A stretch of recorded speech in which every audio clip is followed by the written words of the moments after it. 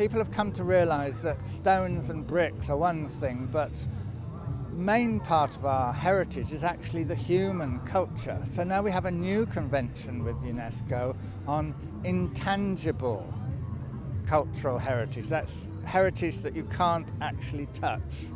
It's dance, music, craft. So the falconers of the world have got together, and we are putting together a submission spearheaded by Abu Dhabi to UNESCO to have falconry recognised as part of our world's cultural heritage.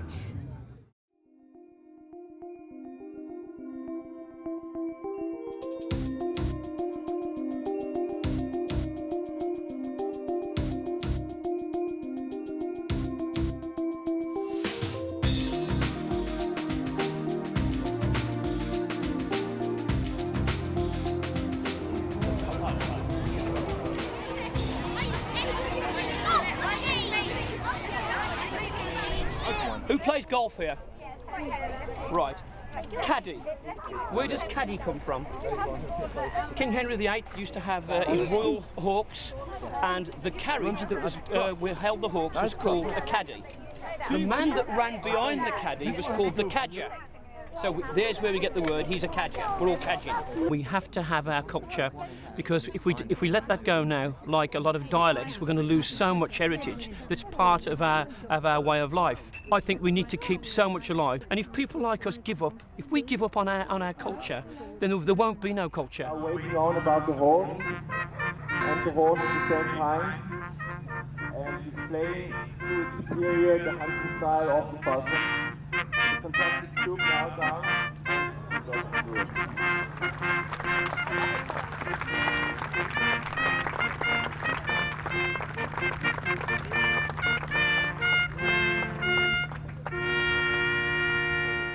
Three 3,000 years before our time, it started in Asia. And it started here with falcons, with golden eagles as well. And it's the only thing where another wild bird has such a confidential behavior towards the man. And in falconry, a falcon, like in nature, goes up very, very high and up to 1,000 meters. And he could fly away, but he comes back. And this is the interactions between a man and between a wild bird for years. That's very, very important, and I think it's the only possibility to see that is with falconry.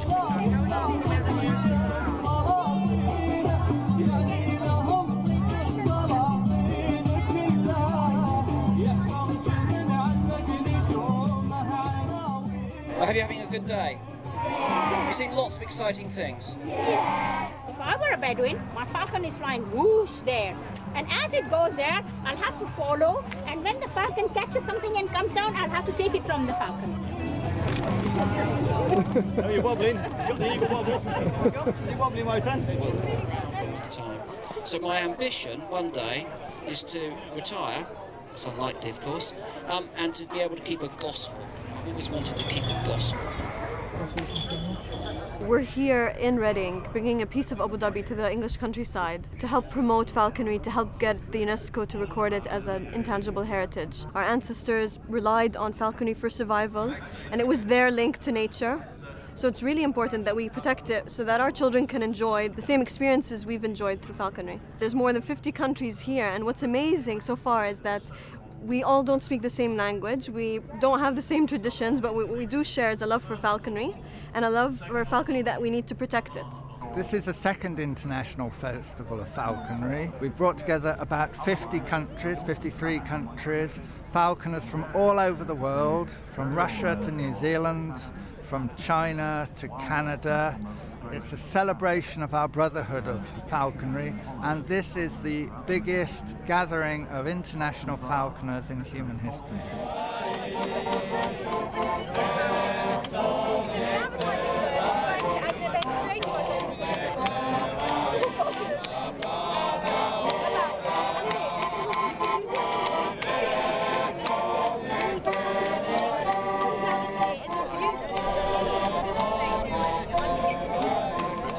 Preservation of falconry is very important for a simple reason, because it's part of our heritage and culture.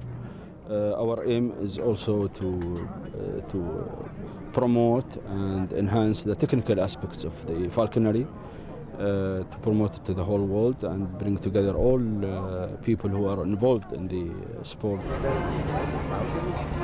All sports that involve animals and birds are always likely to have people criticised for different reasons, but I think they have a huge amount to do with conservation as well. It's not just seen as something that people do for enjoyment, but it's also part of the way that they hope to retain their links with their past and with the history of the country, and of course help to conserve and make sure that some of those traditional sports are maintained for the future. I'm very proud to be here in the name of Belgium to present actually what we are doing in Belgium during many centuries. So falconry has been practiced for so long in Flanders and in Belgium. And we were very famous to trap actually the peregrine falcons, because the peregrine falcon was coming over from the northern part of Europe. So during medieval times it was very important for falconers in Belgium to trap these ones.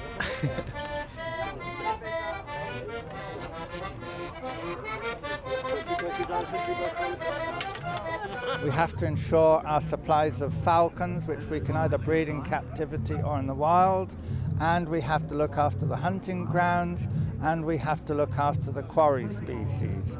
So falconry is actually a means to motivate people to look after these wild animals and their ecosystems. Once UNESCO acknowledges the importance of falconry and why we need to protect it, it'll be very important. It's like a declaration to the world that falconry is a part of our heritage and our history.